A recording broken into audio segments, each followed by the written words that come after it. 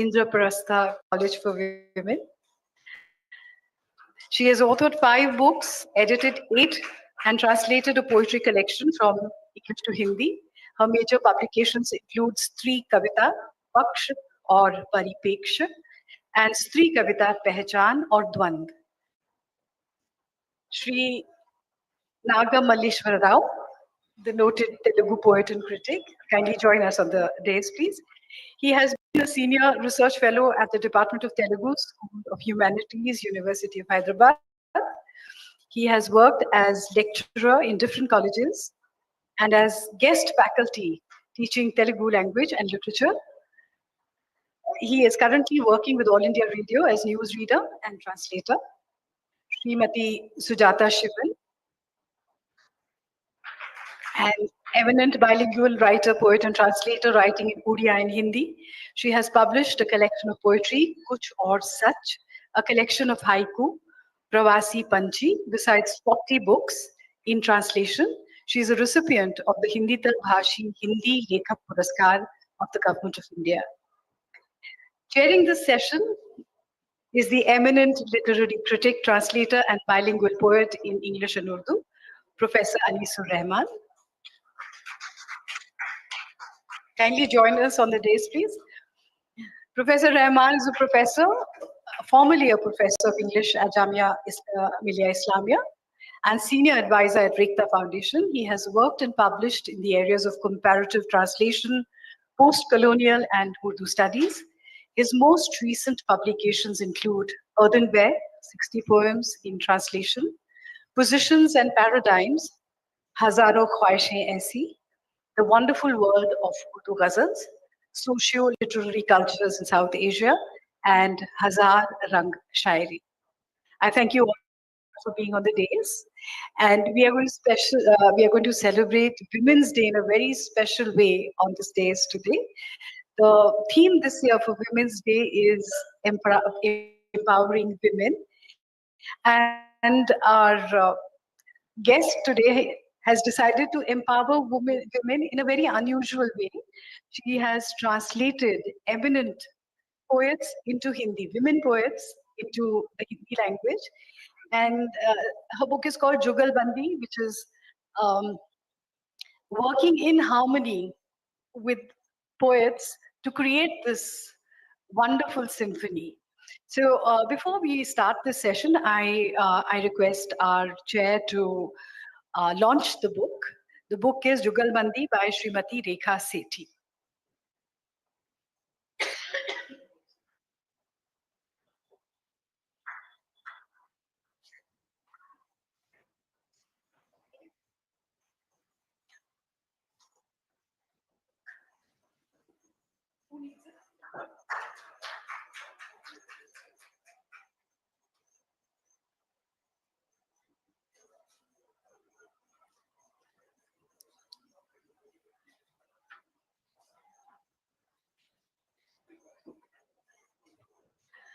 Thank you very much. I now hand the mic over to the chair, Professor Anisur Rahman. Hello.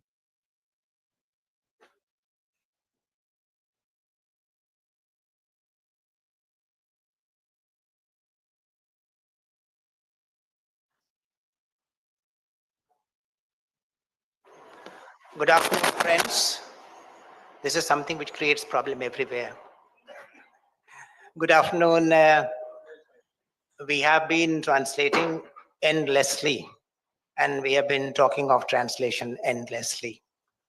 We are never going to stop because this is something which doesn't stop and shouldn't stop ever. Most of us in India, almost everyone is bilingual. Some of us know 3, some of us know 4 languages. So my thesis everywhere has been that we are essentially translators. And there is no other place in the world where you have essential translators that we are here in India. Because whenever we talk, and in our mother tongue that we talk, our English creeps into unwillingly and sometimes unconsciously. Even if you don't will, if you don't wish, that English comes into. So you constantly keep on translating. When Sahitya Academy holds this festival of letters, every year it has a couple of sessions on translation. So following the same track this year also they have a session on translation. And when I got this topic that says portability in culture, possibility of culture in translation, I was a little amused because of the word portability. What do we mean by portability? But when I look at the Hindi translation, अनुवाद में संस्कृति चित्रण, I leave it to you to judge whether it is the real translation, the right translation, the exact translation, what reads in the English language. These are the issues that we will engage with. Friends, we have only 90 minutes because there are so many translators and theoreticians. So we have 7 of us speaking. And if you include me, I'm the 8th one. So I'm the one who is the least speaker, will not speak much. Maybe at the end, if there is a minute or two, I'll intervene. So the idea is to engage with your thesis that you have brought and you want to discuss about. Take about 8-9 minutes, but 10 is the maximum limit. Please do not cross 10 minutes because if you do that, then we will go haywire. The idea of any kind of a sangoshti is that the audience also intervenes and also comes forward, takes forward, and puts a question or makes an observation. Observations are generally tend to be very long. So at the end, I'll request my panelists here to be brief so that we spare some time, maybe 5 minutes, even not, if not more, for the audiences because they might have questions to ask or some explanations to or some comments to me. With this, I just go and take my seat and I'll ask my friend from Sahitya Academy to call you one by one. And at the end, if there is time, maybe I can come and make some comments. Thank you very much.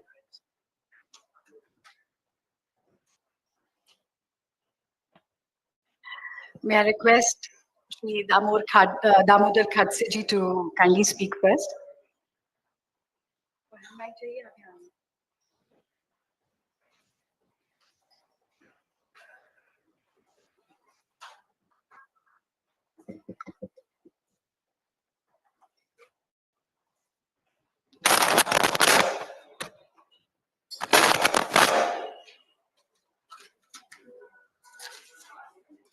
आज के इस गोष्ठी के अध्यक्ष महोदय, मेरे साथी वक्ता और सामने बैठे सभी विद्वज्जन, सबसे पहले मैं साहित्य अकादमी को धन्यवाद देना चाहूँगा कि इस अवसर पर उन्होंने कुछ शब्द कहने की गुंजाइश मुझे दी।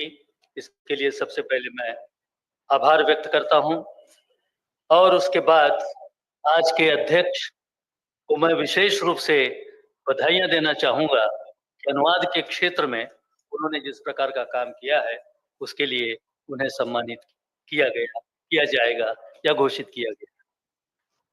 कल ही आपको अंग्रेजी में अनुवाद के लिए विशेष रूप से आपकी पुस्तक का चयन किया गया, उसके लिए उन्हें पुनश्च एक बार मैं मुबारकबाद देना चाहूँगा। आज जो विषय हमारे सामने हैं दो है, एक संस्कृति और एक अनुवाद। अनुवाद पर कई बार इस प्रकार की संगोष्ठियां हो चुकी हैं और एक बहुभाषी समाज में हमारे जैसे भारत में जहां 22 भाषाएं संविधान की मान्यता प्राप्त है और 24 भाषाओं में साहित्य अकादमी पुरस्कार देती है, ऐसे बहुभाषी देश में और तमाम तरह की उपभाषाएं और बोलियां हमारे देश में हैं जिनका अपना लिखित साहित्य भी है।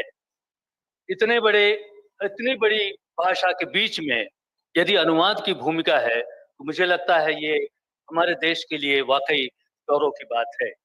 अभी मैं इसी सभागार में सुन रहा था, एक अकादमी पुरस्कार प्राप्त सज्जन कह रहे थे कि हम अलग थलग पड़ जाते हैं कि असम में जो कुछ लिखा जा रहा है, तमिल में जो कुछ लिखा जा रहा है, वो गुजराती में और दूसरी भाषाओं में हम तक नहीं पहुंच पाता। लेकिन ये साहित्य अकादमी की भूमिका जितनी बड़ी है कि अकादमी के पुरस्कार प्राप्त सभी कृतियों का सभी भारतीय भाषाओं में अनुवाद होता है और उससे लोगों तक उस कृति को पहुंचने में मदद मिलती है। अभी मुझे ऐसा लगता है कि अनुवाद बड़ा जोखिम भरा काम है और अनुवाद किसी सूत्र के माध्यम से कह देना उसको सीमित करने जैसी बात है। कई बार ऐसा लगता है अनुवाद एक मोटे आदमी की खुजली है। मोटे आदमी की खुजली है और ऐसी जगह खुजली है पीठ पर जहां उसका हाथ नहीं पहुंचता। वो दूसरे व्यक्ति की मदद चाहता है और क्योंकि वो परेशान है और वो बताता है कि मुझे थोड़ी मेरी मदद करो, और दूसरा व्यक्ति मदद करने के लिए भी तैयार है, लेकिन उसको निश्चित बिंदु मालूम नहीं है कि कहाँ उसको मदद करनी है। तो वो अपने हिसाब से वो मदद करता है। तो जो जिसको तकलीफ है वो कहता है वहां नहीं, थोड़ा नीचे, थोड़ा दाएं, थोड़ा बाएं, और बाद में हाँ। तो जब ये हाँ निकलता है तब हमें समझना चाहिए कि ये अनुवाद वाकई एकदम सटीक है। इसमें सबसे बड़ी चुनौती हमारे सामने कविता में होती है। कविता में जिस प्रकार का सांस्कृतिक उद्वेग हमको, चाहे वो रामचरितमानस हो, चाहे और कोई इस प्रकार के ग्रंथ हो, जिन ग्रंथों में सबसे ज्यादा सांस्कृतिक मूल्य यदि हैं, उन मूल्यों को अनुवाद करते समय उस समय की संस्कृति का अध्ययन और उसको व्यक्त करने के लिए अपनी भाषा का जो हम आधार लेते हैं, वो अपने आप में बहुत बड़ी चुनौती मुझे लगती है। इसी तरह अ, कई उदाहरण मुझे लगता है कि मैं उदाहरणों के माध्यम से ही आप लोगों के साथ आगे बढ़ना चाहूंगा। और संस्कृति के लिए दिनकर ने बहुत अच्छी एक लाइन कही है। वे कहते हैं कि संस्कृति मानव जीवन में फूलों में सुगंध की तरह है। जो भी समाज है उसमें जो संस्कृति है वो फूल में जिस तरह सुगंध है, वो सुगंध मनुष्य में, समाज में, समुदाय में, देश में, राष्ट्र में, प्रदेश में और उस भाषा में वो सुगंध होती है जो संस्कृति के रूप में हमारे सामने उपलब्ध है। और दूध में मक्खन की तरह वो निथर कर संस्कृति ऊपर आती है। अब इतनी सूक्ष्म बात को यदि एक भाषा से दूसरी भाषा में उसको तब्दील करना है, बदलना है, तो मुझे लगता है उस अनुवादक के पास केवल स्रोत भाषा की जानकारी नहीं, केवल लक्ष्य भाषा की जानकारी नहीं, बल्कि उसे उस संस्कृति की भी गहरी समझ, जानकारी और अध्ययन होना चाहिए जिसमें वो उसको ले जा रहा है, जिसमें उस संस्कृति को वो उसका संवहन कर रहा है, उसको ले जाने की कोशिश कर रहा है। तो उसको उस संस्कृति की भी, उस समुदाय की भी वो सारी जानकारी उसको होनी चाहिए। क्योंकि ऐसा माना जाता है कि अनुवादक एक नाविक की तरह है। वो एक किनारे से, एक भाषा के किनारे से वो किसी वस्तु को, विषय वस्तु को, सामग्री को या पाठ्य वस्तु को एक किनारे से दूसरे किनारे तक ले जा रहा है। अब ये ले जाते समय उसे जिस प्रकार की भाषा का इस्तेमाल करना है, उसे किन रास्तों से जाना है, किस प्रकार उसको खेना है, ये सारी बातें उस नाविक को मालूम होना चाहिए, तभी वो बेहतर ढंग से उस अनुवाद को अंजाम दे सकता है। इसलिए आवश्यक है कि उसको उस संस्कृति की पूरी जानकारी हो। 3-4 उदाहरण मैं आप लोगों के सामने रखना चाहूंगा। जैसे हमारे मैथोलॉजी में या हमारे प्राचीन साहित्य में कुछ शब्द आए हुए हैं। इन शब्दों का यदि हम अनुवाद करते हैं तो हमारे सामने कितनी दिक्कतें हो सकती है। जैसे रामबाण। अब ये रामबाण शब्द जो है, ये केवल राम का बाण नहीं है, रामबाण उपाय है। तो उसका जब अनुवाद दूसरी भाषा में करते हैं, चाहे वो भारतीय भाषा में करें, चाहे अंग्रेजी में करें या विदेशी भाषाओं में करें, तो उसके लिए रामबाण हमारे सामने बाण की तरह चुभने लगेगा। तो वो अनुवाद के लिए ध्यान देने की बात है। महाभारत, वैसे देखा जाए तो महाभारत एक सामान्य शब्द है, लेकिन उसके घर में महाभारत हो गया। अब इस उसके घर में महाभारत का होना अपने आप में कई शब्दों को दोहराने, इजाद करने और उसको विश्लेषित करने वाला एक शब्द आपको देना होगा। लक्ष्मण रेखा, ये सारे में मैंने उसी संदर्भ से इन शब्दों को लिया है। ये ऐसे शब्द हैं जिन शब्दों का अनुवाद करते समय अनुवादक को उस भाषा की संस्कृति का गहरा अध्ययन होना चाहिए। जैसे मैं बहुत सारे उदाहरण में को छोड़ना चाहता हूँ। और एक है जैसे चूड़ी टूटना। अब इस प्रकार के यदि शब्द आते हैं तो उनको जिन भाषाओं में हमको अनुवाद करना है उसकी संस्कृति का भी ध्यान हमको रखना चाहिए। तो इस प्रकार एक दो और उदाहरणों के माध्यम से ही मैं आगे जाने की कोशिश करूंगा। हमारे देश में हर प्रदेश की अपनी एक खाद्य संस्कृति है। हम कह सकते हैं कि यदि दक्षिण में इडली है, डोसा है, वो उसका अनुवाद तो उसी तरह होना नहीं है, उसको हम जैसा का वैसा अपनी भाषा में रख सकते हैं। जैसे पिज्जा है, ये बाहर से आया और हमने अपनी भाषा में उसको रख दिया। तो ये बहुत सारी चीजें हम अपनी भाषा में रखते चले आ रहे हैं। लेकिन जन्माष्टमी जैसा शब्द यदि है, इस जन्माष्टमी का अनुवाद यदि दूसरी भाषा में, जहां पर इस प्रकार का की संस्कृति नहीं है, विशेष रूप से पश्चिम में, तो हम आपको या तो उसका विस्तार थोड़ा सा देना होगा या हमको उसका एक फुटनोट देना होगा। मराठी में एक शब्द है बाई। अब बाई मराठी में बड़ी बहन के लिए भी कहा जाता है और हिंदी भाषी प्रदेशों में शायद आप लोग उसको ठीक करेंगे कि वो शायद घरेलू काम वाली बाई। तो काम वाली के साथ बाई शब्द जुड़ गया है, लेकिन महाराष्ट्र में बाई शब्द बड़ी बहन के लिए इस्तेमाल होता है। इसी प्रकार मराठी में शिक्षा जो है वो पनिशमेंट के लिए है। अब कौन पढ़ा रहा है उस पर निर्भर करता होगा ये, कौन शिक्षा दे रहा है। अच्छा यदि दे रहा है तो शिक्षण हुआ, और यदि अच्छा नहीं है तो शायद पनिशमेंट भी हो सकता है। तो ये जो हमारे भाषिक पूर्वाग्रह है, हम अनुवाद यदि कर रहे हैं मराठी से हिंदी में, तो हमारे भाषिक पूर्वाग्रहों को भी हमें छोड़ना पड़ती है, क्योंकि उस शब्द के साथ इस प्रकार की संस्कृति जुड़ गई है, उसका अनुवाद करते समय कई प्रकार की चुनौतियां हमारे सामने आती हैं। एक और उदाहरण मुझे याद आ रहा है कि विवाह के समय महाराष्ट्र में विवाह की पद्धति उत्तर भारत से पूरी तरह से बदल चुकी है। अब उतना समय महाराष्ट्र में वैवाहिक संस्कारों में नहीं लगता। सब रिश्तेदार परिवार ये सब आते हैं और केवल 5 श्लोक कोई भी पढ़ेगा। उसमें ये आवश्यक नहीं है कि उसमें पंडित जी ही चाहिए। कोई भी व्यक्ति, कोई रिश्तेदार, कोई मित्र, कोई भीड़ में से कोई मेहमान आकर 5 श्लोक कहता है और हर श्लोक के पीछे सावधान ये शब्द का उल्लेख करता है। शादी सब हुई। बड़ा आसान है महाराष्ट्र में शादी, आप लोगों को शायद अच्छा है। अब ऐसे माहौल में से यदि कोई कृति या कोई व्यक्ति उत्तर भारत में आता है और वो किसी के घर में रुकता है, रुकने के बाद वो कहता है कि वो जो अतिथि जिनके घर आए हैं वो मेजबान कह रहा है कि आज के दिन भी आप रुक जाइए, हमारे यहाँ एक शादी है, इसमें आप शरीक हुई। तो उनको भी उत्सुकता थी, तो रुक गए। देखा उन्होंने कि ये शादी तो बहुत लंबे समय तक चलती है, द्वाराचार है, फिर तमाम तरह के मंत्रोच्चार हैं, फिर अग्नि के घेरे हैं, ये है वो है, और सुबह 4 बजे जाकर शादी संपन्न होती है।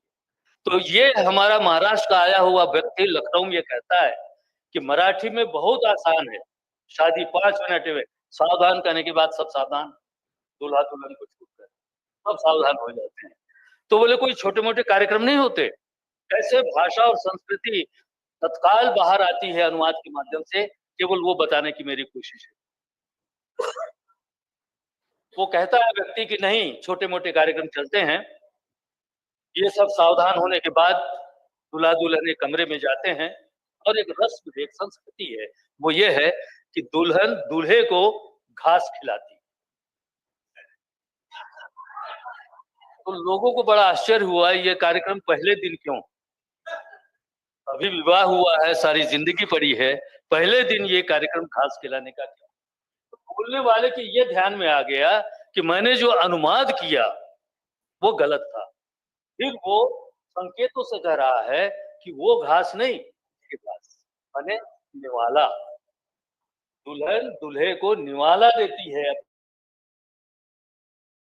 उसका स्वास्थ्य इसी तरह अच्छे पकवानों से चलता रहे, ये उसके पीछे की भावना है। तो ये सारी चीजें हमको यदि सांस्कृतिक रूप से मालूम है तब तो ठीक है, नहीं तो घास जो है बहुत तकलीफ दे सकती है। इस प्रकार बहुत सारे शब्द आज समय चुकी कम है या पूरा हो?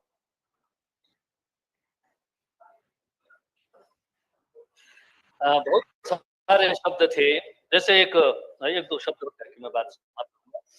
अंग्रेजी से हमने हाउस वार्मिंग शब्द लिया, और हाउस वार्मिंग हम गृह प्रवेश के लिए इस्तेमाल करते हैं।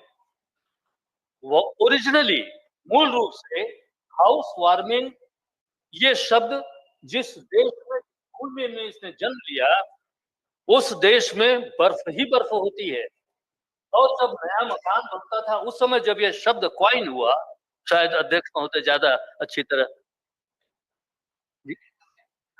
अंतिम, वो इसीलिए हाउस वार्मिंग, वार्म यानी उष्मा देने के लिए, तो वो सभी मेहमानों को बुलाते थे और हर व्यक्ति छोटी छोटी जलाऊ लकड़ी के टुकड़े लेकर आता था, और उनके घर में कोने में अंगीठी हुआ करती थी, अभी भी अंगीठियां हैं वहां, लेकिन वो बिजली की है, और उस अंगीठी में वो लकड़ी डाल देते थे और वो घर गर्म होता था क्योंकि ठंडक बहुत ज्यादा होती थी।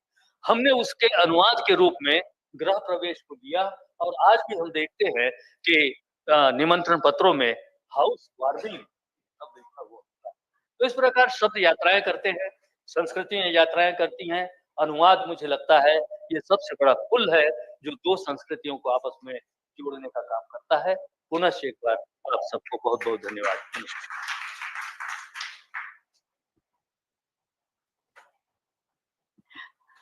थैंक यू खडसे जी, आपने इतनी इंटरेस्टिंग तरीके से बताया कि ट्रांसलेशन की क्या जर्नीज होती हैं, संस्कृति की क्या जर्नीज होती हैं और क्या चैलेंजेस होते हैं। May I now request doctor Gauri Shankar Raina to say a few words.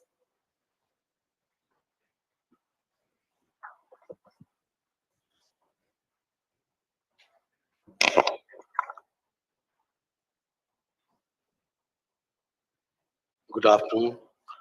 अभी मुझसे पहले जो वक्ता थे उन्होंने कहा कि अनुवाद में कितनी चुनौतियां होती हैं और अनुवाद में कितनी चैलेंजेस होते हैं, लेकिन मैं समझता हूं कि जब हम अनुवाद करते हैं तो सांस्कृतिक चित्रण तो हो ही जाता है। वो तो अनुवाद जब करते हैं या तो अपनी भाषा में अपनी भाषा से दूसरी भाषा में करते हैं तो अनुवाद चित्रण वो उसमें सांस्कृतिक चित्रण निहित है।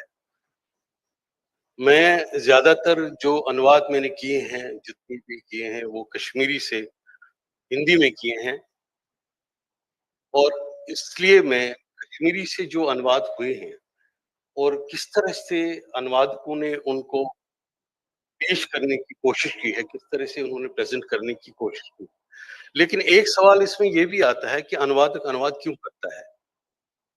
मोस्टली क्या होता है कि कई बार तो किसी का कहा जाता है कि ये बहुत बढ़िया कृति है, इसका आप अनुवाद करिए, लेकिन कभी कभी ये भी होता है कि अनुवादक खुद ही किसी कृति का अनुवाद करता है क्योंकि वो चाहता है कि ये अगर कृति मेरे को प्रिय है, अगर मुझे अच्छी लगती है तो ये कृति दूसरे तक भी जानी चाहिए, और इसका जो ये जो कृति है ये दूसरे लोगों तक भी जानी चाहिए। मैं कुछ उदाहरण देता हूँ कश्मीरी साहित्य से कि किस तरह से लल्लेश्वरी कश्मीरी की बहुत महान कवित्री है 14वीं सदी की। उसके बाद जितने भी कवि आए और जिस तरह से लल्लेश्वरी ने अपने काव्य में कहा है, उस तरह के बिंब, उस तरह की रचना, उस तरह की संरचना हमें उसके बाद के कवियों में नजर नहीं अभी तक की। और फिर जब 47 के बाद 50 के लगभग रहमान राही, दीनानाथ नादिम जैसे लोग आए तो उन्होंने एक आधुनिकता को जन्म दिया, लेकिन एक बहुत ही पॉपुलर जो लल्लेश्वरी का वाक है, जो लल्लेश्वरी की जो छंद है उनको हम वाक कहते हैं। वाक जैसे आमीपन सुद्र, मैं कश्मीरी में कह रहा हूँ, आई विल मैं इसका ट्रांसलेशन भी फिर बताऊंगा। Aamir pan sudras navichas laman katiboj daimon metiti tar Amini टाकिन पोंजन शमान जुफशुम ब्रह्मान दरगस। मतलब जैसे छीज रहा है पानी सकोर से, ऐसे ही छीज रहा है मेरा जीवन। है कोई जो मुझे इस कच्चे धागे से इस समुद्र के पार ले जाए? इतने इस तरह के बिंब और इस तरह का ये, और इस तरह से अब इसमें जो है प्रोफेसर नीरजा मट्टू हैं, वो अंग्रेजी पढ़ाती रही हैं वहां पर, उन्होंने अंग्रेजी में इसका अनुवाद किया है। तो मैं पढ़ता हूँ वो अनुवाद उन्होंने कैसे किया है अंग्रेजी में, क्योंकि हमने कश्मीरी से ज्यादातर जितने भी अनुवाद किए या तो अंग्रेजी में किए हैं या तो हिंदी में किए हैं। तो मैंने तो मोस्टली हिंदी में ही किए हैं। तो नीरजा जी इसी श्लोक का, इसी छंद का जो अनुवाद लेती हैं, वो लिखती हैं, feeble is my body, yet I row my boat in the ocean. When shall God listen and take me across, as water oozes out from unbaked pots, so do I pine to be home again. लेकिन अब देखते हैं इसी श्लोक का, इसी छंद का जो अनुवाद है, वो किस तरह से रंजीत होसकोटे करते हैं। आई लल्ला में उन्होंने किया है यही सेम, इसी का अनुवाद उन्होंने किया है। I am towing my boat across the ocean with thread, will he hear me and help me across, और am I seeping away like water from half baked cup, wander my poor soul, you are not going home anytime soon. तो अब देखिए दोनों में अंतर है। जब हम कहते हैं अनुवादक का अपना एक स्टाइल है, अपनी एक शैली है। जब हम पहले में देखते हैं उन्होंने he is true to the what has been written there in the Kashmiri, but in the second point what you see is that उन्होंने एक नई poem create की। It's like a poem, it's yes, he himself is just like a poem. He's एक, अगर आप इसको अलग से पढ़ेंगे तो आप इसको एक कविता की तरह ही पढ़ेंगे, एक पुख्त, एक हमारा। इसलिए मैं मानता हूं जब अनुवाद करता है वो एक नई कृति को जन्म देता है। He creates a new कृति को कहते हैं। अच्छा, इसी तरह से मैं अभी मैं एक इसी तरह से रहमान राही ने आधुनिकता को लाया, जैसे मैंने अभी कहा है। उन्होंने एक कविता को जिसमें लाइफ को कैसे डिस्क्राइब किया है। अब it's a very long point, बहुत लंबी पॉइंट है। मैं उसका एक अंश अनुवाद के रूप में, वो अनुवाद मैंने खुद ही किया, तो वो मैं देखता हूँ वहाँ। जैसे आप देखते हैं कश्मीर में बहुत सारे फ्लावर होते हैं, गार्डन्स होते हैं, लाइफ उसमें घूमती है, और किस तरह से जीवन को उन्होंने कैसे देखा है और जीवन को किस तरह से उन्होंने उसमें उतारा है। It's a very long point, but मैं थोड़ा सा अंश उसका अनुवाद का पढ़ता हूँ, उससे जाके हमें पता चलेगा कि स्कूल का आंगन बच्चों का खेल देख लगता है चहचहाने। This is translation of poem. जैसे घोंसलों से निकलकर पक्षी उतर आए हों बाग में, जैसे फूट आई हों किसी सूखी टहनी पर नाव कोंपले, बांधते हैं पुस्तकें, कुछ घुमा कर तख्तियां लगाते हैं दौड़, पारे की तरफ बहते हैं, और कुछ हिरणों से उछलते मत हो जाते हैं। चौकीदार खोल देता है आंगन का द्वार, बाजार में सारे हो जाता है हो हल्ला, जाबा चने वाले का हो जाता है खाली एक पल में। ऐसे में कोई माँ उधर बादाम की बगीची से लौटते हुए इन स्कूली बच्चों को गलियों में दौड़ते देखती है, तब उसे अपनी छाती से चिपका दूध पीता लाडला लगता है जैसे चलने को आतुर। होती है अभिलाषा पूरी, अपने लाल का हाथ पकड़ जब ले जाती है स्कूल की ओर, तब लगता है ये संसार वसंत जैसा। तब यूं ही कोई मधुर गीत गुनगुनाते हैं उसके लाल होंठ, जिंदगी जिंदगी लगती है तब एक सुकुमार रूपसी सी। ये उस कविता का अंतिम अंश है। इस 4 पेज की है ये कविता। जिंदगी, उन्होंने कश्मीरी में इसका नाम जिंदगी रखा है, मैंने भी जिंदगी ही रखा। और अगर मुझे पता नहीं कितना समय है हमारे पास, लेकिन मैं गद्य का ट्रांसलेशन थोड़ा सा वेरी शॉर्ट.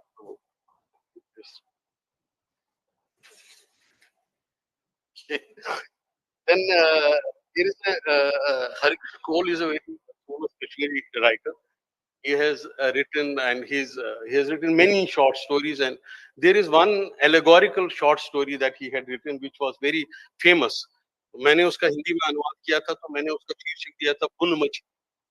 तो उसी बुन मछली का अनुवाद अंग्रेजी में कैसे हुआ है, तो मैं I will just read that and then I finish.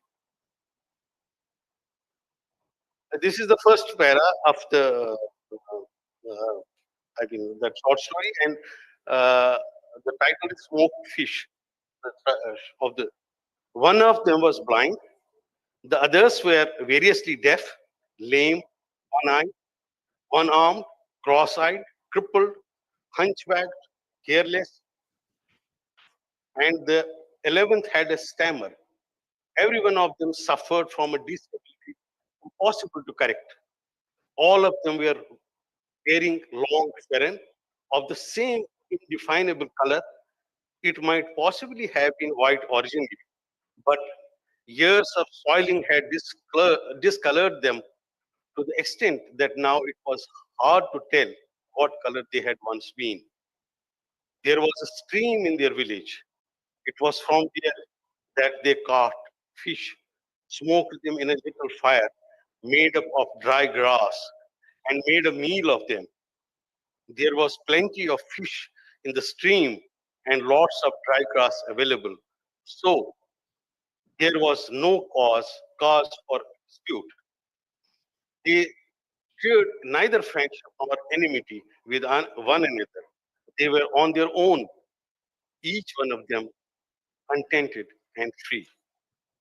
So this is the how the story has been presented in English. But मुझे लगता है कि I will repeat my sentence that जब भी कोई अनुवाद होता है तो वो एक तरह से नई कृति बनती है, और उसमें अनुवाद की जो संस्कृति चित्रण की हम बात करते हैं वो उसमें आ जाता है, अपने आप ही आ जाता है. और मुझे लगता है यहाँ बड़े बड़े अनुवादक बैठे हैं मंच में भी और सभागार में भी, और हम सब जानते हैं कि इस कार्य को ऐसे करना, हालांकि बहुत जैसे कि दामोदर साहब ने कहा कि तो जोखिम भरा काम है, तो वो जोखिम हम लेते हैं और हमें उस जोखिम को लेने में आनंद आता है. Thank you very much.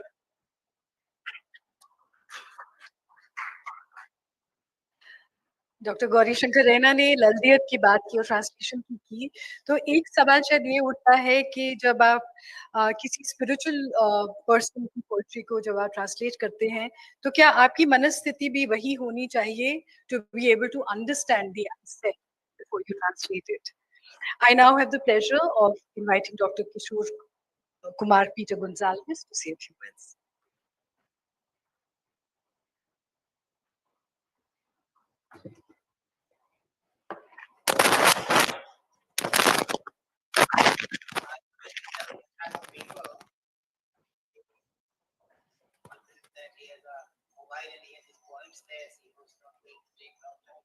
Yeah, exactly 10. Namaskar. Distinguished guests and friends, it is both an honor and privilege to stand before you today to discuss a subject that lies at the heart of human connection, the portability of culture through translation.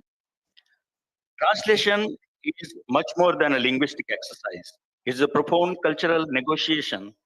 When we translate from one language to another, we are not merely converting words, we are transporting entire cultural frameworks, contexts, and nuances. Today, I'll explore this intricate relationship between language, culture, and translation, focusing on two of India's most vibrant languages, Konkani and Kannada. These languages, deeply rooted in India's cultural mosaic, provide rich examples of how culture travels across linguistic boundaries. Languages are not neutral vessels. They are living repositories of the accumulated wisdom, values, and worldviews of their speakers. Take, for instance, the Konkani term mok. While it translates to love in English, its cultural connotations extend far beyond the romantic associations we might first assume. In Konkani, mog encompasses familial affection, reverence, and community bonds, reflecting the cultural priorities of the Konkani speaking community. Similarly, the Kannada concept of anubhava transcends in English words experience. There is also anubhava, which carries philosophical dimensions related to spiritual realization and lived wisdom, deeply rooted in Karnataka's historical and cultural context. I am taking the example of my own story from Konkani translated to English. The story follows Gregory, an elder uncle who refuses to attend his nephew's wedding due to perceived disrespect from his brother Vallu and family. Gregory justifies his absence through religious righteousness while harboring resentment over family dispute, including an unresolved land issue. Despite his claims of spiritual devotion and organizing a community boycott at the wedding, Gregory's internal monologue reveals his bitterness as he learns the wedding was successful without him, exposing his wounded pride masked as religious virtue. Religious and spiritual concepts offer some of the most striking examples of how cultural nuances can be lost in translation. In the Konkani version of the text, terms such as Pavitratmo and Besau hold specific Catholic theological meanings while being deeply embedded in Catholic Konkani culture. When translating these terms into English, we encounter a challenge. Should we focus on theological precision or cultural significance? Kinship terms in Konkani and Kannada illustrate complex cultural hierarchies and expectations. In Konkani, words like Algadobau, that is elder brother, Putno, nephew, and Vodlopai, a respectful term for father's elder brother, carry meanings that extend beyond their literal definitions. These terms not only identify relationships, but also outline duties, responsibilities, and the social norms. For example, the cultural belief that an elder uncle's blessing is crucial for successful marriage is common in Konkani literature. When translated to English simply as uncle or nephew, these cultural layers are flattened and the richness of the original context is lost. In Kannada, kinship terms like akka and anna serve not only as familiar labels, but also as indications of respect and hierarchy. These terms embody the deeply ingrained cultural value of honoring elders and recognizing familial roles, which are frequently overlooked in translation.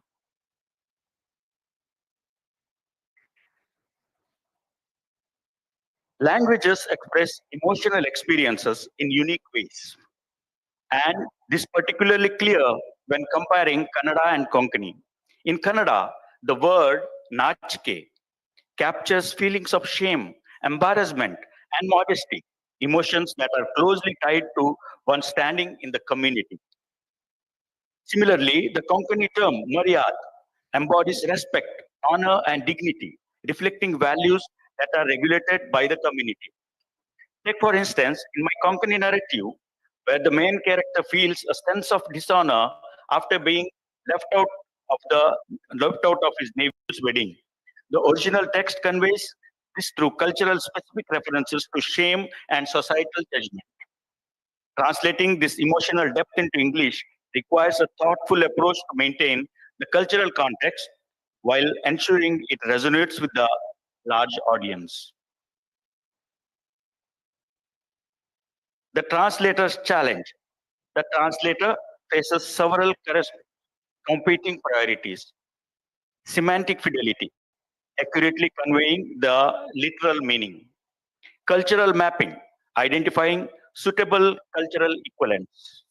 Aesthetic transfer, maintaining the literary and stylistic qualities. Accessibility, ensuring the content is understandable to the target audience. A successful translator acts as a cultural diplomat, balancing these priorities while upholding the integrity of both the source and the target cultures. The enrichment of target languages. When translating from Konkani to or Kannada into English, we don't simply transfer content from one language to the another. We have the potential to enrich the target language. English has historically gained from borrowings like karma, guru, and avatar from Indian languages, which fill the gaps in its vocabulary. Modern translations continue this practice, broadening the cultural horizons of target languages by introducing new concepts, viewpoints, and ways of expression. For example, the Kannada word Meravanige, a festive procession, or the Konkani term Von, a traditional Konkani sweet, can expose English speakers to new cultural experiences, enhancing their linguistic and cultural understanding. To conclude, translation is not merely a word conversion, it is an essential bridge that brings different cultural perspectives together. Through the use of reflective, cooperative, and context sensitive approaches, translators have the ability to preserve India's multicultural linguistic heritage while bringing its cultural treasures to the global community. This not only enriches the target languages, but also enriches the source languages by highlighting their continued relevance and value in today's interconnected world. Thank you for your time. Let us continue to celebrate the richness of our languages and the power of translation to bring us together. Thank you.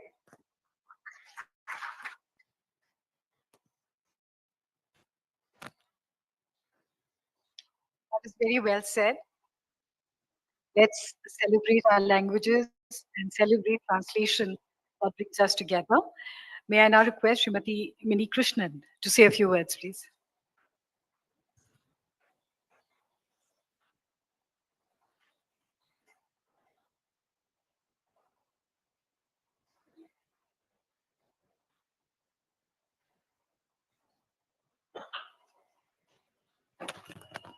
Good afternoon and thank you. And big thanks to Sahitya Academy for arranging something like this. There's just no substitute for the Sahitya Academy for bringing people together. You must have noticed how carefully I walked out, not taking care not to step on anyone's toes, because languages are very, very ticklish things. I've heard quite a lot about the theory and the balances and imbalances. So some of the things I was going to say, I thought I'd skip and go straight to this whole thing of portability. I think the word portability comes from strong publishers' angle because you have to take these books across, whether it is intra, and I was very happy to hear the number of intra-Indian language. So I love Konkani language. The very first book I did through the OUP was the Konkani translation, Shape. But my experience is in the Indian languages into English. And talking about portability, I must very quickly tell you that the Tamil Nadu government is empowering translations of Tamil into English, Tamil into Kannada, Tamil into Telugu, and Tamil into Malayalam, Odia a little bit, and Hindi is Aditi here, or she's left. Anyway, she's done a very important book for us, huge thing on civilization. So portability is an important point. It's not only about aesthetics. You can do a fabulous translation, and it may not leave your building. So there is the physical portability, and then of course there is in the metaphoric sense. For about 2 years, I did a column for the Mathrubhumi English portal. You can look it up. I call it a portable world. The whole world can be moved around, and has to be moved around because translation is the network that holds all of civilization together. No engineering, no science, no medicine, no astronomy, no mathematics without translation. But we are talking about literary translation. I thought I'll bring up some samples to see how translators, both institutionally and personally, have dealt with the texts that they were either mandated to take across, like the Bible Society, set up in 1963 by Eugene Nida. He said, don't worry about equivalence and all that. Just make sure that culturally it is viable, that people understand. And so you have the new, an edition of the New Testament in 1996.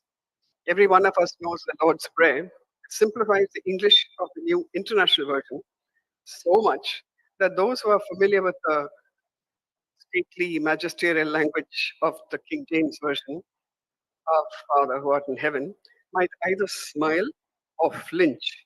But this translation was made for Americans who came in, domiciled, who came from Poland and the other European countries, and for whom the English language was, they had simplified the Bible, the KJV, even the earlier American traditions in the 1940s and 50s.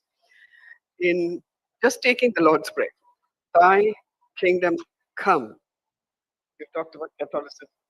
Thy kingdom come becomes set the world right. Thy will be done becomes do what's best, because that's what the new, yeah. Then on earth as it is in heaven becomes as above, so below. Give us this day our daily bread becomes keep us alive with 3 square meals. For thine is the kingdom and the power and the glory. I mean, that fabulous rhythm becomes you're in charge. It's the New Testament in contemporary language, edited by E.H. Peterson, Colorado Springs, 1996. So, if anyone is going on the premise, see, we are talking about literary translation, okay, but there's a huge population that's not bothered about literature. They want the meaning. So for them, translation is something else. Because one of the big misunderstandings about translation is that a translator is concerning herself with differences in language, and that language is the chief focus. Language is only a medium. The culture, the earth, all of Dalit writing, which came as a big shock in the 1990s, was because it was not to do with formal language. And handling as we are English, the problem, the brainwashing that several generations of Indians went through in English medium schools was premised on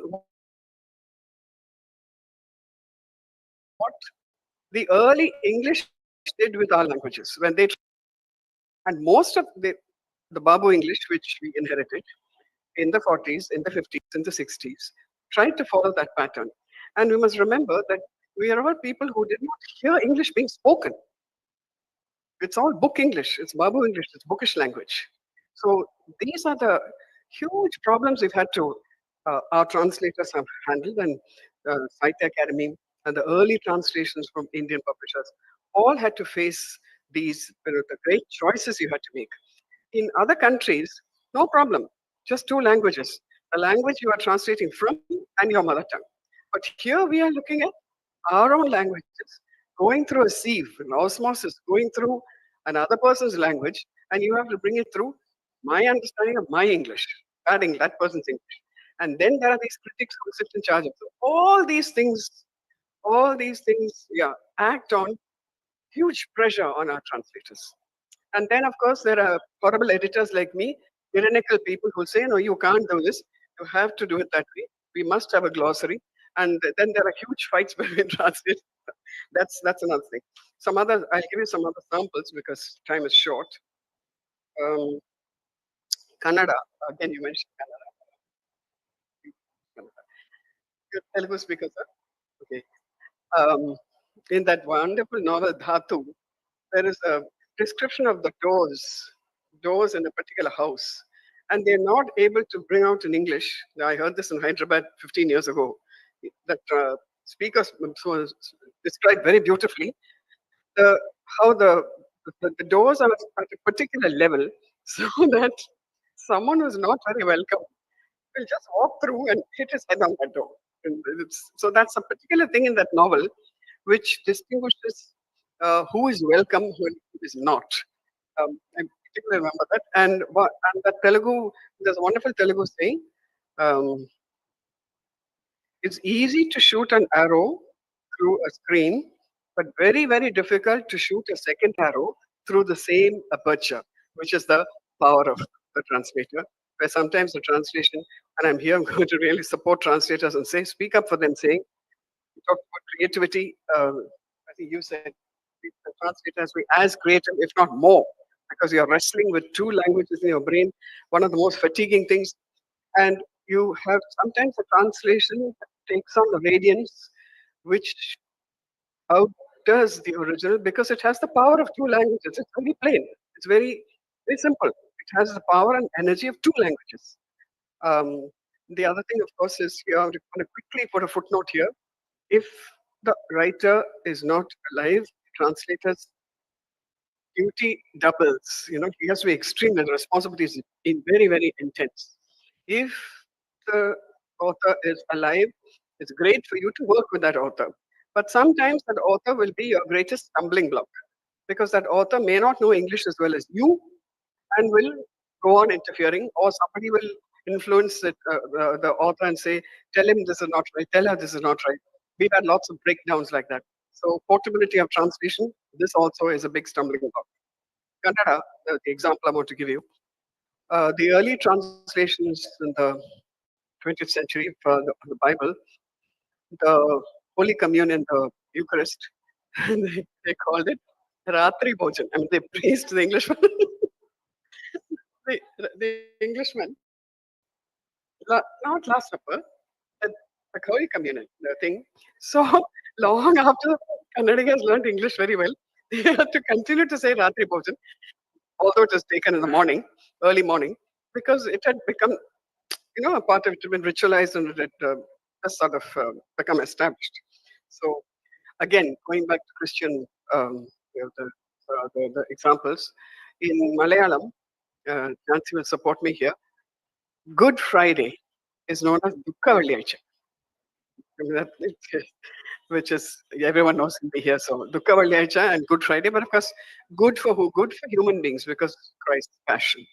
So these are lots of things that we take for granted, but actually, if you look at it word for word, it won't work. But if you look at the meaning and the depth and the nuances and the layers, it works.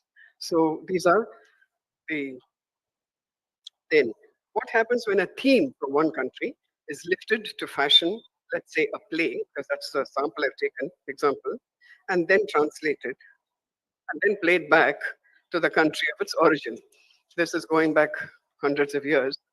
In 1800, I don't know how it's pronounced, Friedrich Schiller wrote a German play about Mary Stuart, the Catholic Queen of Scots, for a predominantly Catholic audience who sympathized with the Catholic Mary and made Elizabeth Tudor, the Protestant queen, whose father broke with Rome, made her the villain.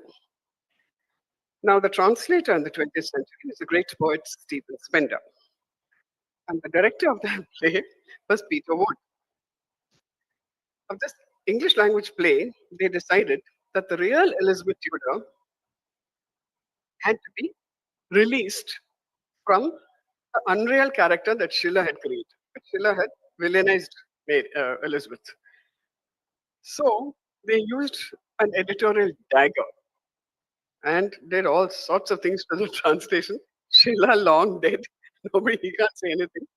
The title page boldly says, I've got a copy of it. Freely translated and adapted by Stephen Spender. Of course, only the British would be so arrogant, like Fitzgerald did. All of you know what Fitzgerald did with Omar Khayyam. It's all really terrible. Then coming last of all to Kerala, to Mapla, and to the Hindu, it's a beautiful culture that went on, especially my village in Malabar, North Kerala, where Arabs came. How much time do I have? Okay, one last, yeah. I'll read it out to get through it quickly.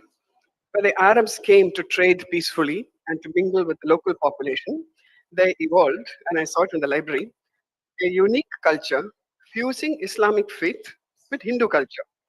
because of course they were all recently uh, uh, converted. The Malabari Muslims, the Mappilas, had no difficulty singing the songs of their fellow Malayalis, the Hindus of Kerala, with whom they shared a common past. There was no conflict because there were no forced conversions.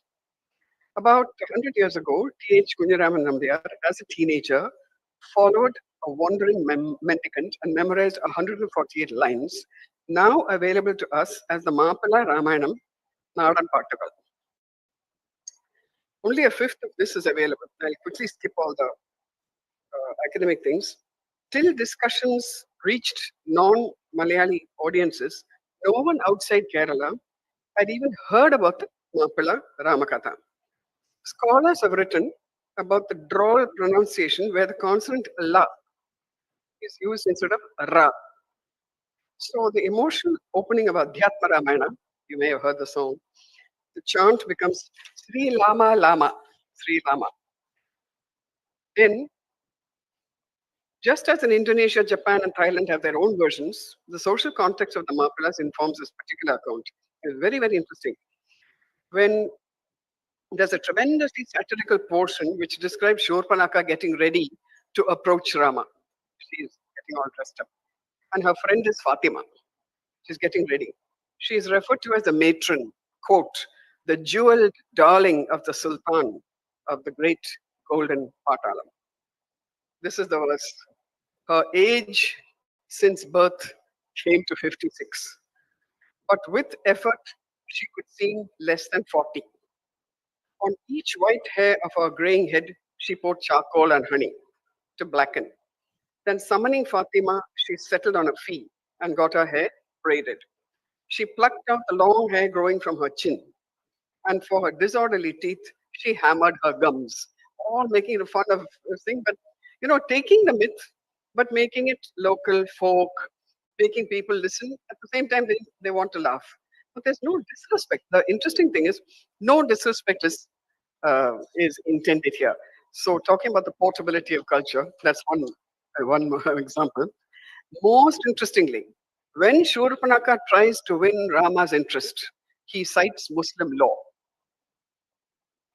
It refuses her advances. There are no written records about the precise origin of this magnificent epic, frameworked by Muslim norms and rich additions. But let us remember, in the finest traditional, religious, and communal harmony that once made possible a verse such as this. So with that, I'll end.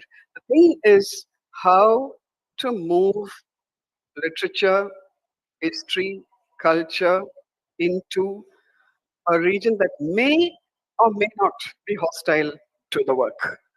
I call upon all academics here and all the translators here not to give up, because this is our last chance before AI and before the phone culture completely subsumes our marvelous heritage. Thank you very much.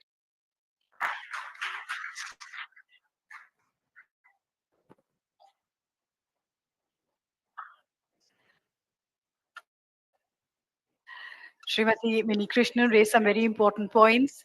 And the question, of course, is whether a translator should be a transcreator and to what extent. On that note, I'd like to request Srimati Rekha Sethi to kindly address the audience in as short a period as possible.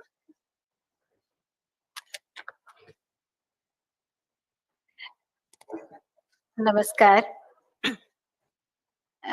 सबसे पहले बहुत बहुत आभार पूरे panel का और आप सबका कि आज के दिन इस जुगलबंदी का जो उत्सव हुआ उसमें आप सब ने शिरकत की, और खास तौर से यहाँ लक्ष्मी कन्नन जी बैठी हैं, मैं उनका आभार व्यक्त करना चाहती हूँ जो इतनी अपना समय निकाल कर आई और वो इस काव्य संकलन में उनकी कविताओं के भी अनुवाद हैं। मैं अपनी बात अपने अनुभव से ही रखूंगी और जिस प्रश्न पर मिनी कृष्णन जी ने छोड़ी है बात उसी से पकड़ते हुए कि ट्रांसलेशन क्या ट्रांसक्रिएशन है या नहीं, या कितनी छूट है करने की, क्योंकि अजीब अजीब उदाहरण हमारे सामने आए जो अनुवाद शब्दशः अनुवाद करते हुए हो जाते हैं। खडसे साहब ने बात शुरू की थी कि कुछ ऐसा है जो पता नहीं चलता। मुझे कबीर याद आ गए, पुहुक वास्ते हाथ का ऐसा तत् अनित, ब्रह्म कैसा है गूंगे के गुड़ जैसा, जिसे महसूस किया जा सकता है लेकिन शब्दों में नहीं व्यक्त किया जा सकता। पुष्प की सुगंध भी सूक्ष्म है। अब कबीर से शुरू करके मैं बात ले जाना चाहूंगी कुंवर नारायण तक, जिन्होंने एक बहुत बड़ा मतलब पूरा एक खंड काव्य लिखा है कुमार जीव नाम से। कुमार जीव जिन्होंने संस्कृत के ग्रंथों का अनुवाद किया चीनी भाषा में। तो वहां ये सवाल उठा कि अनुवाद क्या काम करता है। जब वो एक संस्कृति से दूसरी संस्कृति के पे ले जाता है तो उसका काम है उस सांस्कृतिक परंपरा में साहित्य की एक परंपरा है, तो क्या उस परंपरा में ये दूसरे लेखक को प्रतिस्थापित कर सकता है उसी परंपरा का लेखक बना के, ना कि दूसरी परंपरा का लेखक बना के। तो ये एक चुनौती बनी रहती है। इसीलिए मैं अनुवाद को जुगलबंदी कहना चाहती हूँ। मीटर सेम है, सरगम समान है, लेकिन दोनों ही के सामने ये चुनौती है कि अगर मैंने ऐसा बजाया, मतलब मुझे अभी भी याद है जब हम स्टूडेंट थे और पंडित बिरजू महाराज स्पिकमेके में परफॉर्म करने आते थे, तो उनके घुंघरुओं और तबले के बीच ये जुगलबंदी हुआ करती थी। तो कौन बाजी मार लेके, ये सवाल रहता। इसका एक आनंद है और उस आनंद को बरकरार रखना मुझे लगता है कि सबसे जरूरी है। अनुवाद आपकी भाषा परंपरा में बहुत कुछ जोड़ता भी, क्योंकि हमारी भाषा में वो शब्द नहीं है, लेकिन अगर वो कॉन्सेप्ट कहीं और से आ रहा और हमने उसे अपनी भाषा में इस तरह प्रस्तुत कर लिया, तो हमने अपनी भाषा को भी समृद्ध किया। तो इसलिए जरूरी नहीं है कि हम उन्हीं शब्दों की तलाश करते रहें जो हमारी भाषा। हमें ये भी तलाश करना जरूरी है कि हम एज क्रिएटर्स अपनी भाषा को कैसे जोड़ते हैं। मैं आपसे बिल्कुल छोटे में 3 चीजों के उदाहरण देकर अपनी बात रखना चाहूंगी, जो 3 अनुवाद की प्रक्रियाओं से मैं इसी साल गुजरी। एक, हमने सुषम बेदी की कहानियों के अनुवाद किए हिंदी से अंग्रेजी। अब वो डायस्पोरा राइटर है, वो अमेरिका में बैठ के लिखी है। आपकी जो सोशल पोजीशन और जो आपकी एक ज्योग्राफिकल लोकेशन होती है, वो भी आपके लिखने को बहुत प्रभावित करती है। इसीलिए मैं कहती हूँ कि जेंडर भी बहुत प्रभावित करता है कि आप एक स्त्री मन से उस सारी चीज को देख रहे हैं। तो सुषम बेदी जब अमेरिका में रहने वाले भारतीयों की कहानी लिख रही हैं, वो पहले ही 2 संस्कृतियों से टकरा रही हैं, जो एक अमेरिकी संस्कृति है और जो एक भारतीय संस्कृति। अब वो इस सारी बात को हिंदी में रख रही है, एक ऐसी भाषा जिसमें अमेरिका का अनुभव नहीं है। अब हम उसका अनुवाद अंग्रेजी में कर रहे हैं, तो फिर हम एक चुनौती का सामना कर रहे हैं कि जो ऑलरेडी वहां डाइल्यूट किया गया है या अप्रोप्रिएट किया गया है, अब हम उसे रीअप्रोप्रिएट कर रहे हैं। तो मतलब ये एक इतनी बड़ी चुनौती बन जाता है कि अब इसमें हम क्या कहें, वो ब्रॉडवे की, कॉफिन की, मतलब उसमें इस तमाम तरह की चीजें आती हैं और जिस तरह से उनको साधना पड़ता है, वो सच में एक चुनौती है। दूसरी बात, जैसे मैंने कही कि हम जुगलबंदी की बात कर रहे हैं, इसमें 18 कवित्रियां हैं, सब अलग अलग जगह से आती हैं। ममंग दई नॉर्थ ईस्ट से आती है, अनीता नाहल और उषा अकेला अमेरिका में रहती हैं। तो एक और तरह की चुनौती हो जाती है, किसी का आदिवासी अनुभव है, नॉर्थ ईस्ट का अनुभव है, किसी का बहुत सिटी लाइफ का एक्सपीरियंस है, किसी की कविताएं बिल्कुल यूं ढल जाती हैं क्योंकि वहां हिंदी और अंग्रेजी वैसी 2 भाषाएं नहीं है जैसे कि कॉलोनियल स्ट्रक्चर में होती हैं और औपनिवेशिकवाद में होती हैं, बल्कि वहां हिंदी और अंग्रेजी भारतीय संस्कृति में गलबैया डाल के संग संग चलने वाली 2 भाषाएं।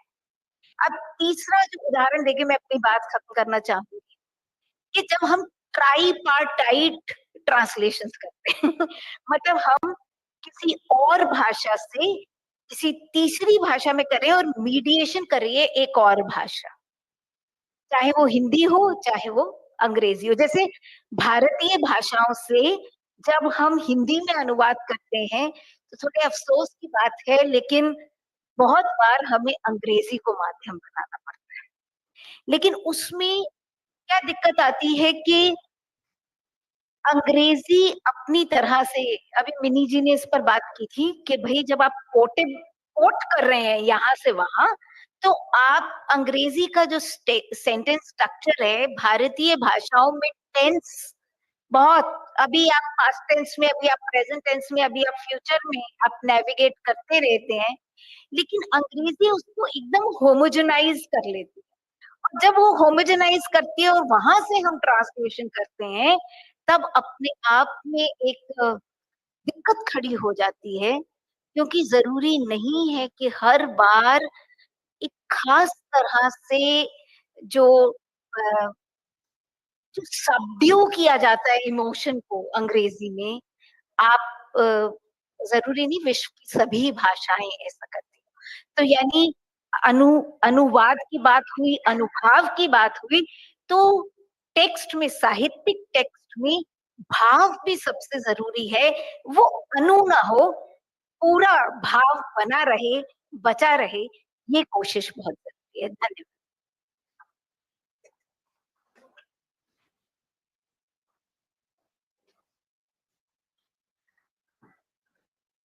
Thank you, Sethi ji. You rightly said that the translation, the translator, and the author have to work in a certain synchrony to create something beautiful. May I now request Sri S. Nagamalleshwar ji to say a few words.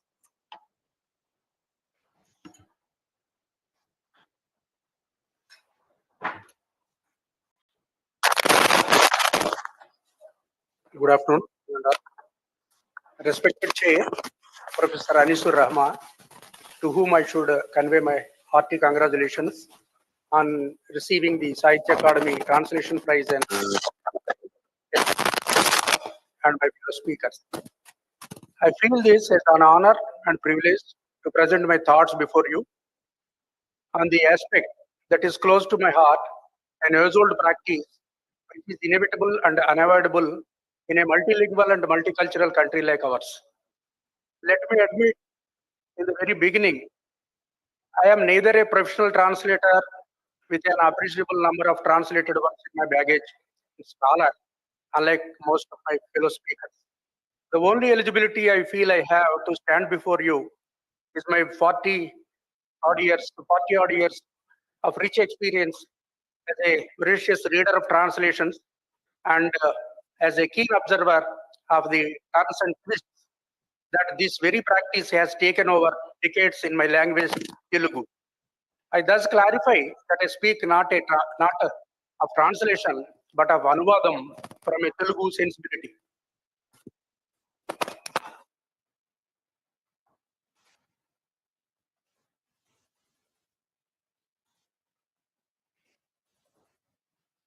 During the later decades of 19th century, the translation of Shakespeare plays should be considered as phenomenal in the Indian context.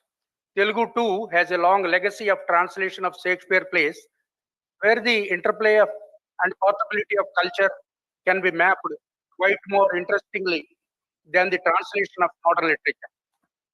In 1876, Vasudeva Shastri published a translation of Julius Caesar as Sitaru Charitramu. It was entirely in a meter which the translator considered as corresponding to blank verse, or what we in Telugu call as Tetagiti. Shastri's translation was not a literal translation. He gives Telugu variants for the English proper names. In his preface, he says that he has done his best to introduce Hindu customs and manners wherever he could. At places, there are alterations from and additions to the original. Another play of Shakespeare, The Merchant of Venice, was translated in 1880 by Gurudwada Sri Ramamurthy as Venice Vartaka Charitra. This translation was on different lines in which both prose and verse were employed.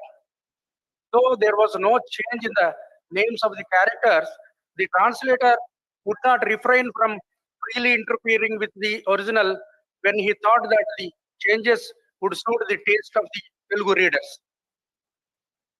Veeraslingam Pantuలు Garu, who is hailed as the father of modern Telugu literature, was greatly influenced by English literature, and his prolific writings furnish evidence of such influence.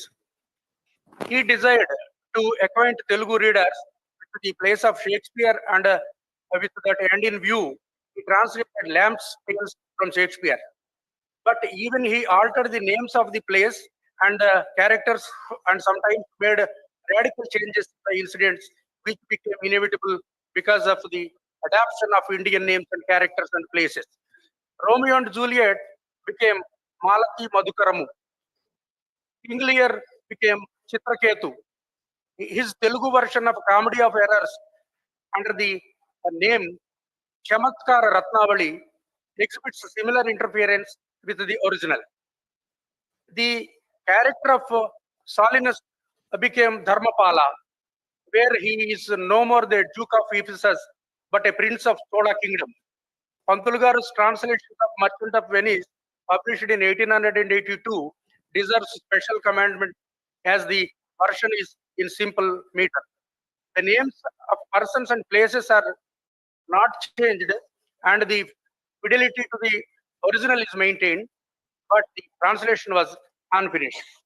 So one can see how Shakespeare's tragedies were often adapted as comedies in India due to several cultural, historical, and artistic factors.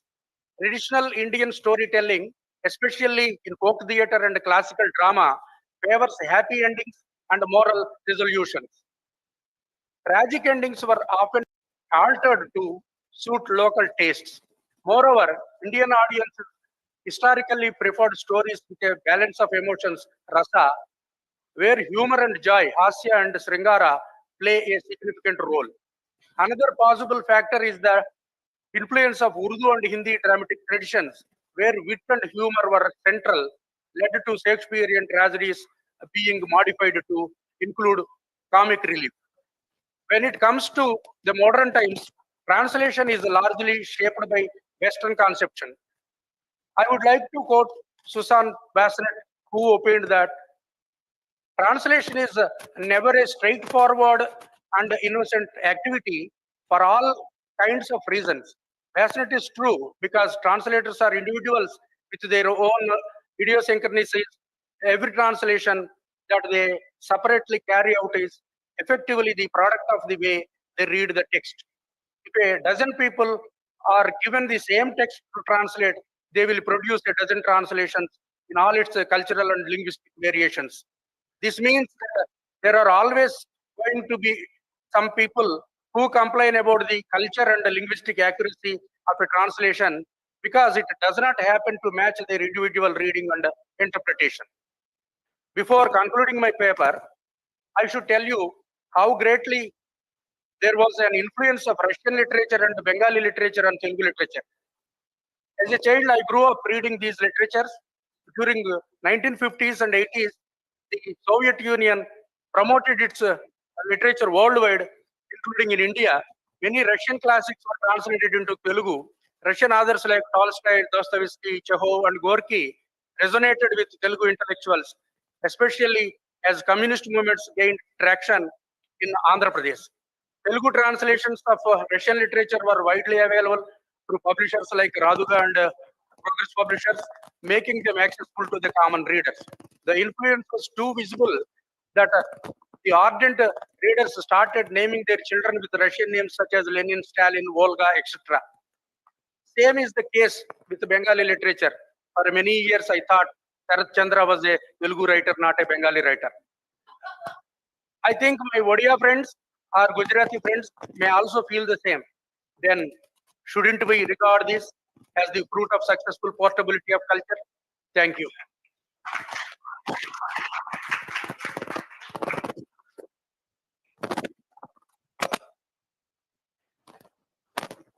Thank you, Mr. Rao. Sometimes there's no option but to accept these kind of idiosyncrasies. I've heard of a professor of English who was teaching Shakespeare, and he said the hero made a Hanuman.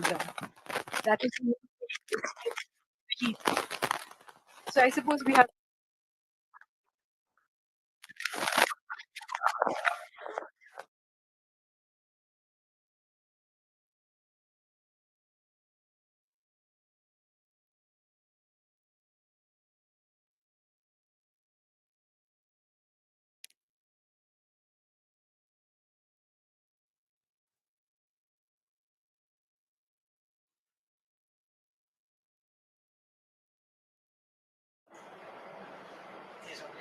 May I now request Srimati Sujata Shiven to present her paper.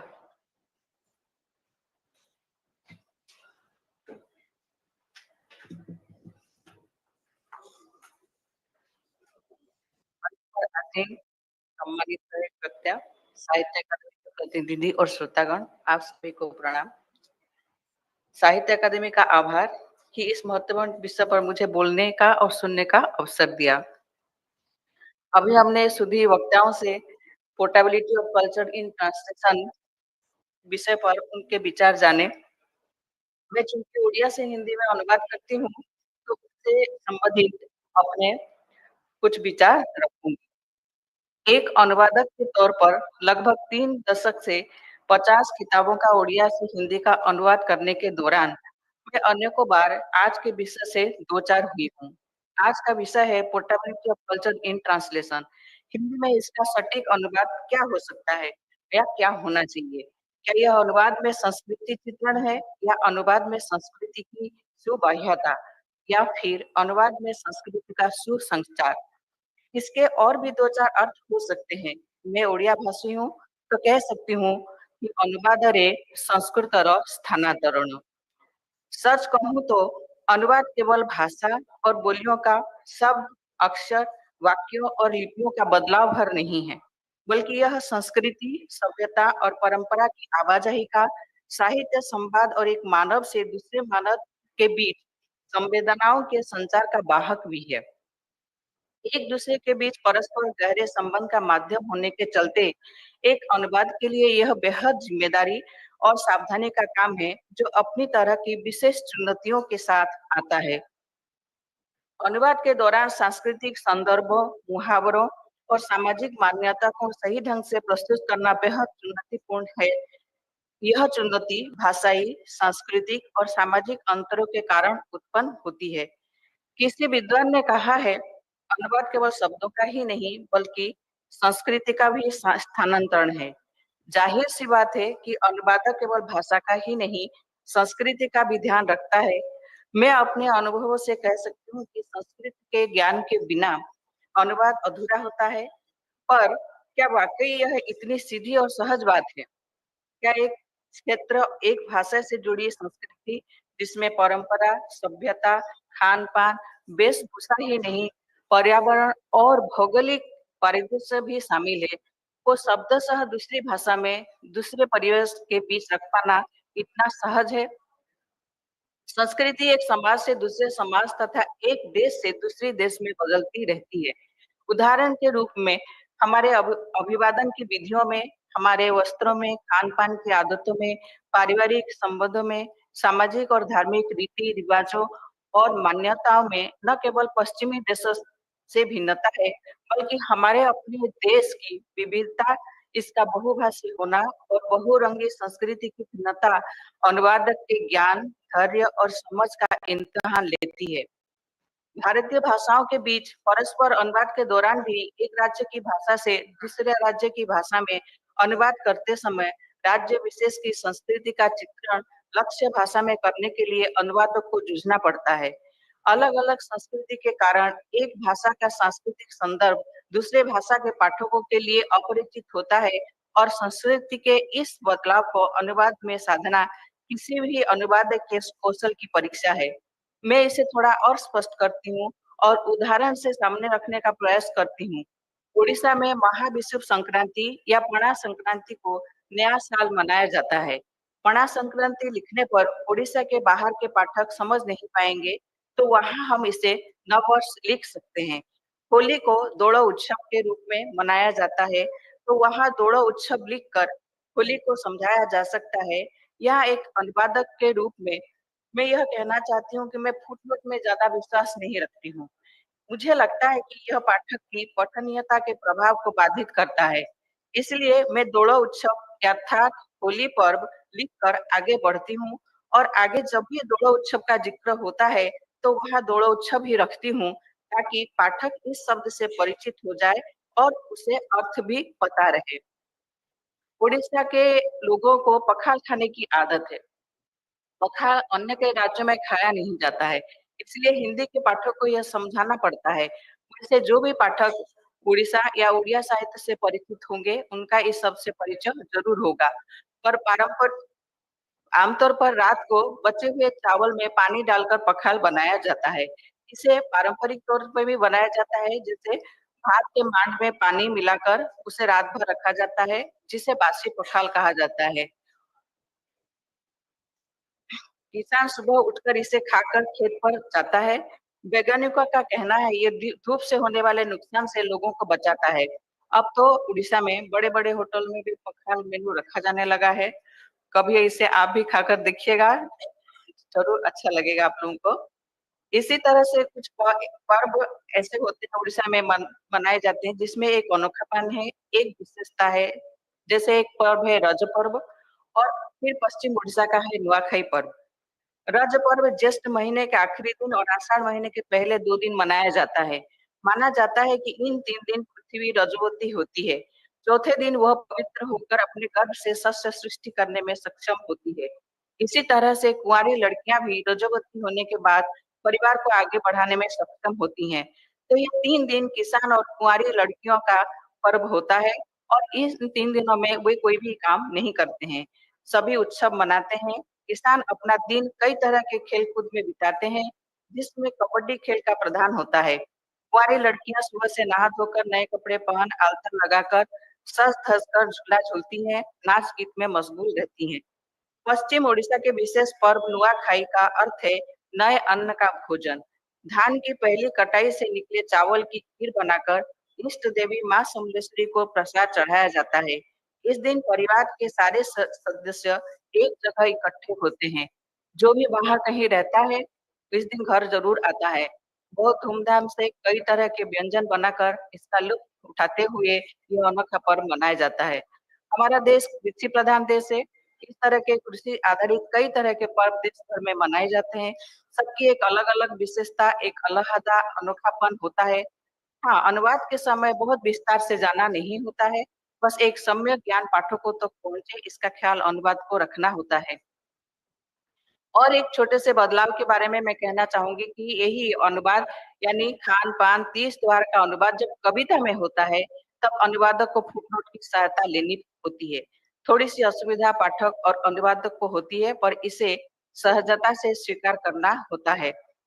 इस क्रम में अगर कहूँ कि परंपरागत कविताओं और गीतों का अनुवाद न होता, तो हम एक दूसरे की संस्कृति को कैसे जान पाते? तमिल की तिरुक्कुलम हो, मराठी का अभंग, कन्नड़ की अक्क महादेवी की भक्ति कविता हो या फिर जयदेव का गीत गोविंदम, हम इन रचनाओं को जान समझ ही इसलिए पाए कि इनका अनुवाद हुआ। हमारे समाज में मान्यताओं का भी अंतर है। यह भी संस्कृति का ही एक अंग है। भारत के विभिन्न राज्यों की सामाजिक मान्यताएं और परंपराएं अलग-अलग होती है। उदाहरण के लिए राजस्थानी साहित्य में पर्दा प्रथा, उत्तर भारत में घूंघट का जिक्र हो सकता है, पर दक्षिण भारत के पाठकों के लिए यह प्रथा अपरिचित हो सकती है। एक अच्छा अनुवादक बनना है तो अपनी संस्कृति को, सांस्कृतिक विविधता को गहराई से समझना होगा और उसे पाठक तो कितनी सुगमता से पहुंचाए इस पर ध्यान देना होगा। मुश्किल नहीं है कुछ भी अगर ठान लिया जाए। जब मैं अनुवाद के माध्यम से संस्कृत के प्रभाव की ओर देखती हूँ, तो पाती हूँ कि लोक कथाओं, लोकगीतों और मौखिक परंपराओं के अनुवाद ने भी एक दूसरे को जोड़ा है। मौखिक परंपरा और स्थानीयता का बनाए रखने के साथ इनके भाव बता पाना किसी भी अनुवादक के लिए बड़ी चुनौती है। निष्कर्ष में मैं यही कहूंगी कि अनुवाद का समस्त सौंदर्य ही अनुवाद में सांस्कृतिक चित्रण या portability of culture in translation में निहित है। यह एक अनुवादक के भाषा ज्ञान, कौशल और संस्कृति ज्ञान से और भी समृद्ध होता है। यह कला है जिसे हर लेखक अनुवादक को साधना ही चाहिए। यह सुनिश्चित करना कि मूल पाठ का संदेश अपनी सांस्कृतिक विशेषताओं के साथ अनुदित भाषा में सही ढंग से प्रस्तुत हो जाए, अनुवाद और अनुवादक की सबसे बड़ी सफलता है। मुझे इतनी देर सुनने के लिए आप सभी का धन्यवाद। पुनः साहित्य अकादमी के आभारी हूँ कि उसने इतने बड़े सुखी विद्यार्थी के मुझे इस पर बोलने का आभार दिया। जय भारत, जय Kalinga.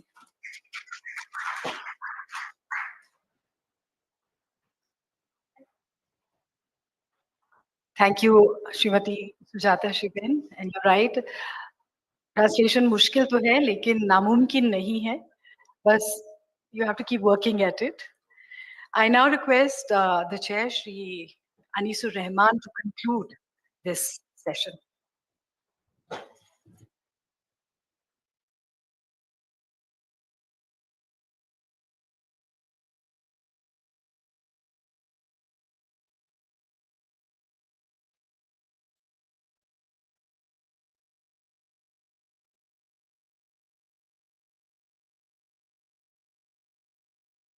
Here, they didn't get the enough time, but one feels sorry about that. But one feels good about oneself that a chair doesn't have to speak much because there is no time for that.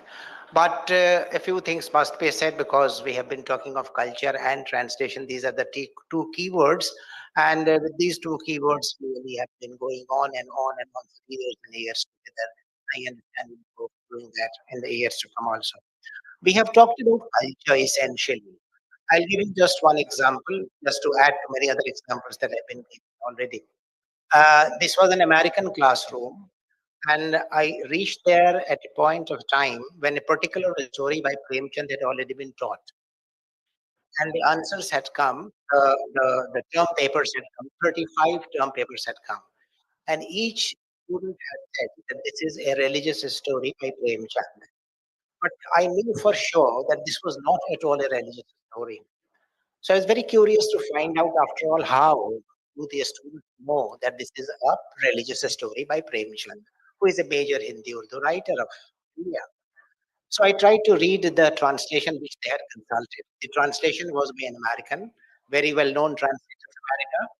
और वो जो चोर था वो एक शब्द में था. वो चोर कहाँ था? Translation, Premchand's sentence was, यही मनुष्य का धर्म है. And the translator had put it, this is man's religion. And there was the catch, because all the 35 answer scripts were that this is a religious story. It took me complete 1 month to undo that. And to say this is not at all religious story, this is something entirely different, but it relates to culture. That is the point that I was trying to make. The very interesting points have been made. One interesting point that I personally think is about language. Language has its own culture also. And let me tell you, this is how I deliberate upon language when I do my own translations. When you look at a word, this word independently has a meaning. For example, this mic, it helps me to reach out to you. So this, this is a word, and the word has its meaning that it helps me to reach out to you. But you go beyond that, this word is also an image. You can see that this is a mic.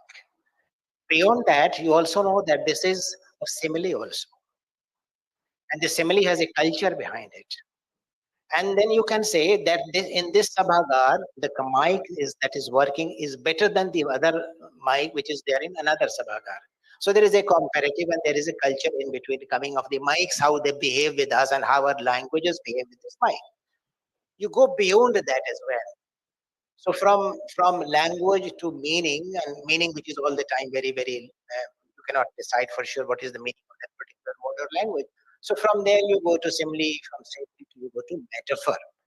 And metaphor is a difficult thing to exercise, to understand, to evolve. And finally, you come to a symbol, to create a symbol. College has already told us, stronger the imagination of the poet, better the poem or the work of art. So to be able to travel with a language, and that language also contains a certain culture within itself, you have to be with that language constantly. So the question is not that how difficult it is. The question is how I can do this, how I can negotiate it. So the point that I was trying to make, and I'm trying to make it, is this, that every language has its own culture and every text has its own culture. but there are two texts that I have to negotiate with. So, for example, there is a word called Pia. Pia is a word that we use in all the Indian languages. We understand what is Pia, beloved. But this Pia can have many other manifestations, can have many other, say, um, incarnations in different languages of India itself. So, see the language, how it travels, and in each and every stage, the image has a culture, the simile has a culture, the metaphor has a culture, the symbol has a culture, and beyond that, ultimately, what a writer does, that he transforms a symbol, which is a strong one, if at all he has been able to evolve a strong symbol, that symbol becomes a myth, which very few are in a position to create. Very few are in a position to create. So this long journey of a word from a word to reaching out to a myth is a journey which the translator, not only the translator, already the writer has gone through that. We as translators are trying to catch up with that. I was talking to a very promising young Indian English poet. Urna Bose is sitting here. I'm referring to what I was just having a discussion with her a while ago. She's a copywriter. I was asking her, does your copywriting help you write your own poetry? Because I am of the opinion that yes, copywriting is in fact writing poetry in a way, because you have very few words. And she has to, and I told her that every word has a weight and volume. It carries a meaning, but it has a line length. It has its own length, and that word, particular word, has to fit in a sentence. If it all is poetry, so you have to count. So how I do my technique is this: that I count the syllables, I count the beat, I count the volume of the word, the size of the word, so that a particular line which is coming from a particular stanza or a line in Persian, which I translate from, or Urdu, which I translate from, so it has to combine and correlate with each other. Interestingly, it has paid me dividends, because when I read that out, there is a certain musicality which comes out of it. This musicality also very culturally rooted. This musicality is also culturally rooted. So language is culturally rooted, text is culturally rooted. The form of the poem, for example, if you are translating, that is also culturally rooted. There's a very interesting poem by George Herbert, a 17th century metaphysical poet, Easter Weeks. Students of English would know. It's like the Easter, the festival of Easter, and like the wings. So it is like this. So the bird in flight. So the longest line is the first line, and the last line is also the longest line. So it goes like that. So it has a form, and it's transforming the bird into a form. So there are very interesting deliberations that we can have on this issue of culture, and there have been many. In fact, I have engaged with this issue in my book, translation. Kya naam hai? In translation, in translation, positions and paradigms. So this whole journey about how I and how we together act. The other last point which I would like to make it, that no individual is translating. We all together are translating. We are in the business of it. And we have to devolve that. We have to understand our roles individually, and collectively we are a translator. We are translating a particular language, a particular form into a particular language, which is not our language, to which we are born. But this negotiation entirely and essentially at the end of the story is that it is a matter of negotiation. How you negotiate. It's also a wedding negotiation, as if a kind of relationship that is being developed between words, and how men and women join hands together. किसी ने कहा कि वो बहुत छोटे सा तरीके से शादी हो जाती है, बहुत छोटा सा होता है. हमारे यहाँ तो और भी छोटा है. आपने कबूल किया, मैंने कबूल किया. That's all. Thank you very much, friends. Thank you, time.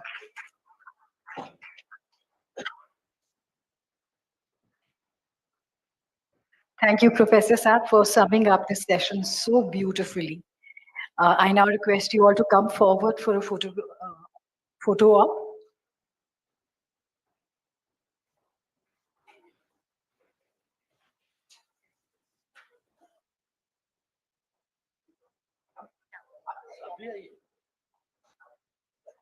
ज़्यादा नहीं